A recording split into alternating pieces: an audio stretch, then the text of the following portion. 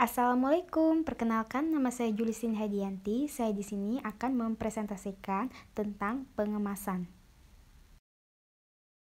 Baiklah, yang pertama saya akan menjelaskan mengenai pengertian kemasan. Kemasan adalah pembungkus atau wadah yang biasa dimanfaatkan untuk mencegah atau meminimalisasi adanya kerusakan pada barang yang dibungkus.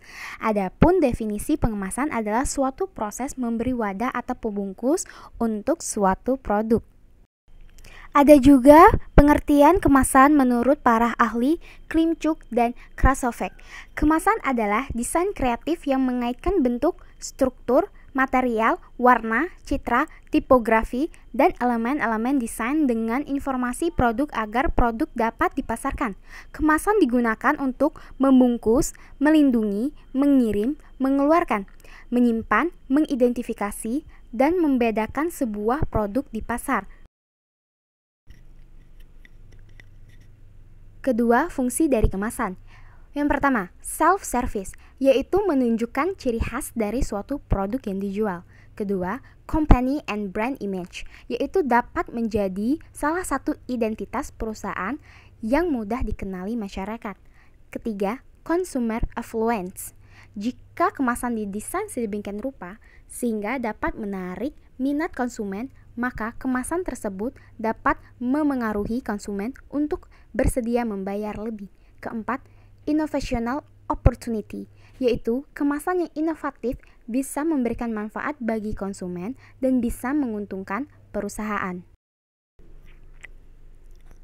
Ada juga fungsi kemasan menurut para ahli Shimura. Yang pertama, fungsi protektif, yaitu kemasan berfungsi sebagai pelindung atau keamanan produk dari sesuatu yang dapat merusaknya, misalnya cuaca atau pada saat proses distribusi. Yang kedua, fungsi profesional kemasan, yaitu kemasan bisa menjadi media promosi atau pemasaran, membuat semenarik mungkin dari berbagai sisi seperti warna, desain, ukuran, dan lain-lain. Yang ketiga, mengenai tujuan kemasan menurut Thieleau dan Kimber. Yang pertama, barrier protection. Itu menjelaskan tentang kemasan memiliki manfaat untuk melindungi produk dari hambatan oksigen, uap air, debu, dan kotoran lainnya yang berpotensi merusak isi produk. Yang kedua, physical production, yaitu kemasan dibuat dengan tujuan untuk melindungi produk dari suhu, getaran, guncangan, tekanan, dan lainnya yang ada di sekitarnya. Yang ketiga, information transmission, yaitu biasanya kemasan juga menjadi media untuk memberi informasi mengenai cara menggunakan transportasi, daur ulang, dan membuang kemasan tersebut. Yang keempat, containment or agglomeration, yaitu pengemasan bertujuan sebagai pengelompokan agar proses penanganan dan distribusi menjadi lebih efisien. Kelima, reducing theft, yaitu kemasan pada produk dapat mencegah pencurian dengan melihat kerusakan fisiknya atau selisih jumlahnya.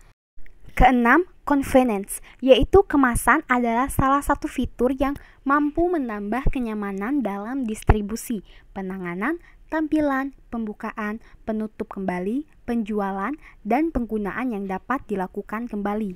Ketujuh, marketing. Desain kemasan yang menarik dapat dimanfaatkan oleh pelaku marketing untuk mendorong calon membeli agar mau membeli produk tersebut. Keempat, mengenai manfaat kemasan. 1. Kemasan bermanfaat sebagai tempat untuk suatu produk selama proses pengiriman, mulai dari pembuatan hingga sampai ke tangan konsumen. Kedua, kemasan bisa mencegah kerusakan sekaligus mengawetkan produk, misalnya melindungi dari sinar matahari secara langsung, kelembaban udara, oksigen, pencemaran dari virus atau kumas, dan benturan. Yang terakhir, pengemasan produk bisa digunakan sebagai media petunjuk bagi konsumen melalui informasi atau tanda yang terdapat pada kemasannya. Yang kelima, untuk mengenai syarat kemasan. Yang pertama, memiliki daya kemas yang baik guna memudahkan proses penanganan, distribusi, alokasi, penyimpanan, dan penyusunan produk. Kedua, kemasan harus mampu mengamankan isi produknya dari berbagai risiko dari luar, seperti perlindungan dari sinar matahari, kelembaban udara, bau asing, gesekan, benturan, dan kontaminasi mikroorganisme. Ketiga, desainnya memiliki daya tarik tersendiri sehingga konsumen berkeinginan untuk membelinya. Keempat, kemasan harus memprioritaskan pengenalan produk, informasi, tampilan warna, dan keindahan bahannya. Kelima, memiliki persyaratan ekonomi yang berarti kapasitas dapat mencukupi keinginan pasar, sasaran masyarakat, dan tujuan pembeli. Keenam, kemasan harus memiliki ukuran, bentuk, dan bobot yang sesuai dengan pola standar yang ada. Selain itu, juga harus mudah dibuat atau dicetak dan bisa didaur ulang kembali.